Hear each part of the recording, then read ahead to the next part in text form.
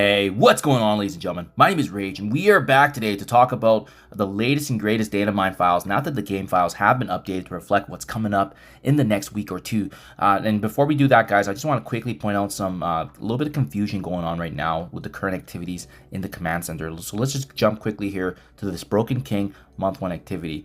And a few folks have pointed this out, right? As you can see, we need to actually collect some of these costume credits here to build up our rewards and points ultimately for Blastar shards. Now, I want to point this out, guys, because a few folks have pointed out that we actually need to spend power cores to get this, and that's just not true. There's actually additional costume credits that can be earned within this event itself in the Broken King week 3, which is on the bottom left here. So if I tap this, and let me just show you where that is. The reason we haven't been able to collect any of these costume credits is because not only have we been needing to do the daily earning of gold, which adds points every single day, the weekly Cosmic Crucible has now finally started with the U32 tournament, right? So if you're doing the Cosmic Crucible battles, pivot over here to the rewards, you should actually be getting some of these costume credits, which now will add points and funnel into that month 1. So I wish they explained it a little bit easier. Obviously, there was a bit of confusion because some folks were actually going straight into the supply store here and heading into the costume credit store and actually opening these orbs, which give you costume credits, but it's a total waste of power cores, guys. So make sure you do not do this. I saw a bit of confusion there, guys, so make sure you go ahead and actually just do the event as intended, and that's where that little misconception was coming from. So just a little pointer right there. Okay, guys, let's talk about what's coming up in the next week or two. So we saw this previously already previewed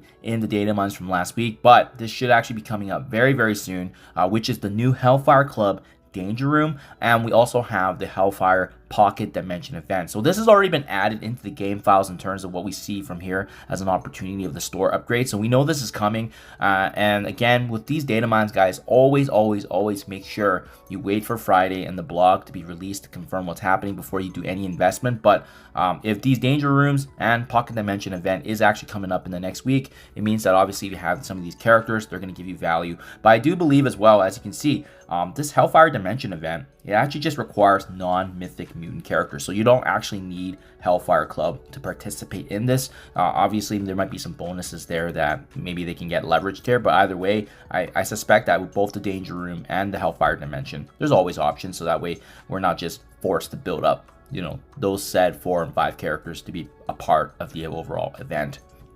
Okay, and now let's talk about things that have not been covered in last week's data mines, because this has all been freshly added since then. So we got next week's Broken King week 4 breakdown here, as you can see. So it is going to be the spending of campaign energy, playing raid battles, in addition to actually engaging your teams here with Cosmic Crucible, with the Hellfire Club for additional rewards there. So playing Blitz as well with Sebastian Shaw is going to get you those exclusive rewards, which typically tend to be a premium orb that gives you some finite or limited resource. In this case, the Fantastic 4 Diamond Orbs has been the reward for the last few weeks now. I suspect it's likely the same. And you will get bonus points if you have Sebastian Shaw at 5 stars and above, which will give you those premium orbs there. So just something to look forward to.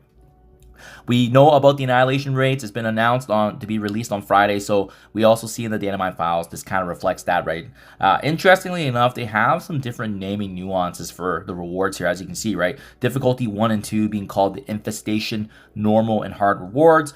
Difficulty 3 all the way to difficulty 6, we have Invasion naming that's used for the rewards there. But I think the hard and heroic rewards is typically what gives us the gear to 20 pieces. It's gonna be interesting if they give us gear to 20, even if you're doing it on the easiest difficulty. That's gonna be something I'm gonna be looking forward to. And then finally, from difficulty 7 to difficulty 9, we have the Annihilation naming convention being used there, and this is gonna be in fact called the Annihilation raid keys with Annihilation raid energy, which is very similar to what we've seen in the past with the new raids coming into the game. They usually take over whatever current raid name is and use of that currency and energy that's being utilized there. Cosmic Raid 4. So this has been going for the last few weeks now, but this is going to be the next rendition. As you can see, we're going to be gaining progress in this Alliance coordinated event by battling in raids with the Thunderbolts team at 5, 6, or 7 yellow stars. That's going to give you the bonus points there. In addition to that, battling Cosmic Crucible and as well earning the Allied Supply Orbs that we typically have seen from the daily free claim available on the Marvel Strike Force website. That's going to help your overall alliance, and they've been doing a better and better job with this because they've been including gear to 20 pieces as well some other premium orbs. In the past, we saw these diamond orbs for Fantastic Four as well. So better and better job. Obviously, it's easier when you have a engaged and highly coordinated alliance. But either way, there's some good rewards now that they actually include from time to time here. So, and this is also what we've seen, guys, being added as the next battle pass for season 54. We do see that Azazel and additional antimatter currency is getting included, so that's great to see that rotation there going down in the pecking order, as we just saw with the wrapping up here of the Fantastic Four, which also just got recently released. We got Azazel Burst. So remember, these are those pay to play events, but they usually just give you a couple of little teasers, if you will, right? So for this event, just engage moderately by playing in Blitz with Hellfire Club. It's going to get you a little bit of the path to Azazel Orb Fragments, and if you do pay, you usually typically get guaranteed shards there. So I suspect there's probably going to be some shards of actually Azazel if you build him up and actually use him for obviously this event here. But again, you have to pay to get those, usually those last and final rewards.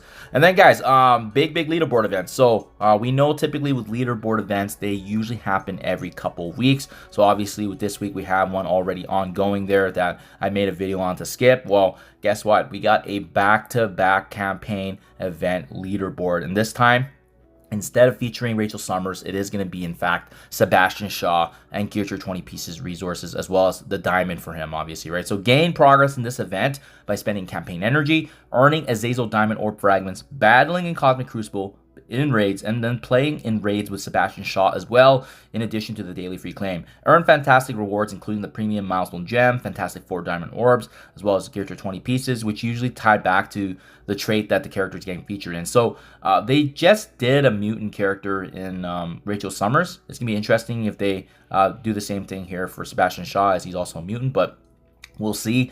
Maybe they pivot over and just actually rotate because they know other folks are trying to get, obviously, their Gear 20 characters for the Age of X progression. Maybe they want to pivot a little bit so that way it's kind of spread out, right? But either way, keep up with this leaderboard for a chance to once again earn Sebastian Shaw 3 diamonds exclusive to the leaderboard. And usually those diamond opportunities are available in the top 5,000 spots, as we kind of saw with the recent and ongoing right now Rachel Summers event. So again, spending of campaign energy, Azazel Diamond Orb Fragments, battling in raids, Crucible, and then finally, if you do have Sebastian Shaw at 5 stars and above, you're gonna be able to get some bonus points with him situated there, guys. So once again, this is everything that's coming in the next week or so, guys. So I'll be back with more information to update, obviously, once we hear back on what's confirmed. But in the meantime, at least we get a snapshot preview of what's coming our way. So do let me know what you guys think in the comments below. Thank you for your time as always, and I'll catch you guys in the next one.